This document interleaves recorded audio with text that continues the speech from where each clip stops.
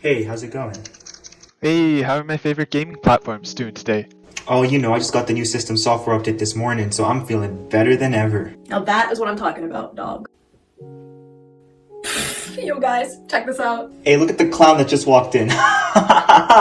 When I see an Xbox device, I don't have to think twice. What's that supposed to mean? Well, nothing except for the fact that all of you suck. Oh, shut up! I You're don't so care much what you better than think. Like, people. everybody You got thinks keyboard we and got mouse. Wii Sports, we got Wii Fit, we got Super Smash, we got Mario I can't believe Kart. you. Now everybody just needs to calm down. I've got all the receipts to settle this debate to find out which one of you is really better. 23 million Canadians play video games, and the revenue made from these games has reached over $3 billion. We also know that there is fierce competition between which video game and which platform is better. Today, we're going to truly understand what makes a video game more popular and settle some of these debates. We will be analyzing a dataset with info for each video game on its platform, ESRB rating, and sales in various global markets. The source population is video games sold globally from the years 1980 to 2017. We started off with a sample size of 11,563 video games. One-way ANOVA and post-hoc Bonferroni tests with an alpha of 0.05 were used to test our two hypotheses that there were no significant differences between games sold between different platforms and different ESRB ratings. This is because each test is comparing a continuous variable with a categorical variable, where comparisons were made in more than 3 groups.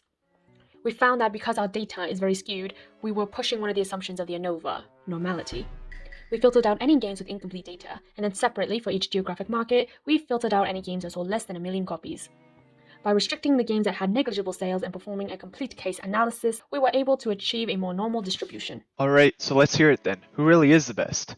Based on these bar graphs for game sales in 3 regions, we can see that the confidence intervals for mean game sales overlap for the platforms. However, this is not enough evidence for us to conclude that no difference exists.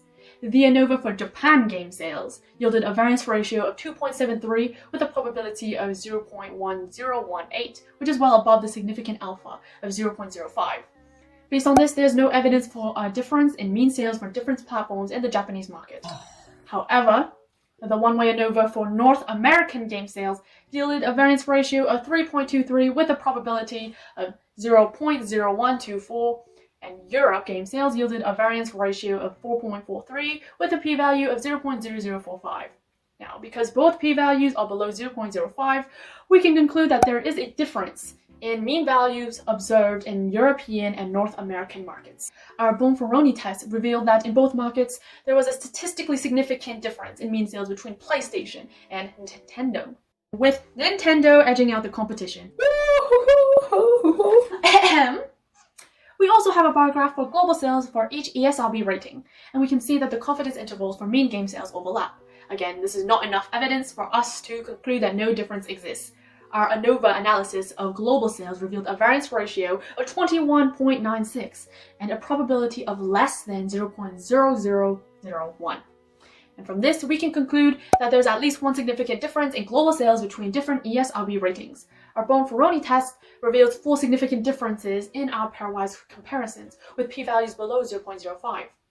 We concluded that E ratings are the most popular, followed by E10+, then M, and then T.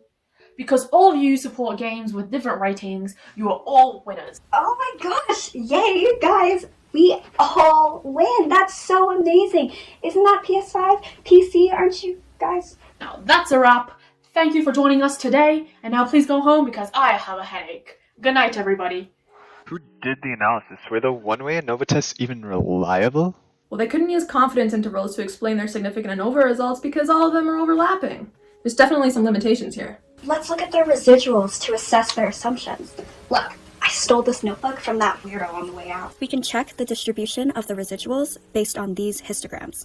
This is terrible. Look at the skewness. There's no way this assumption holds up. There's some obvious concern with the assumption of normal residual distribution holding up. See, we already found some limitations in their analyses. Let's not take it to heart. So, what else could they test in the future? Well, maybe next time they can do a linear regression, see if critic scores plays a role in game sales. They could also perform a post hoc Sheffield test to further confirm their findings. Okay, but before they do any of that, they should really fix the skewness of this data. There's a couple of ways they could do that. They could either take the log transform data, or maybe even take the square root data. Future steps? Who cares? I was the winner today. What Don't are forget you who using? you You guys want. are I more want shells than everything any in of the us world. because this What data am set I? is I got 50 years End of old, discussion. just like Look you. at my fancy keyboard.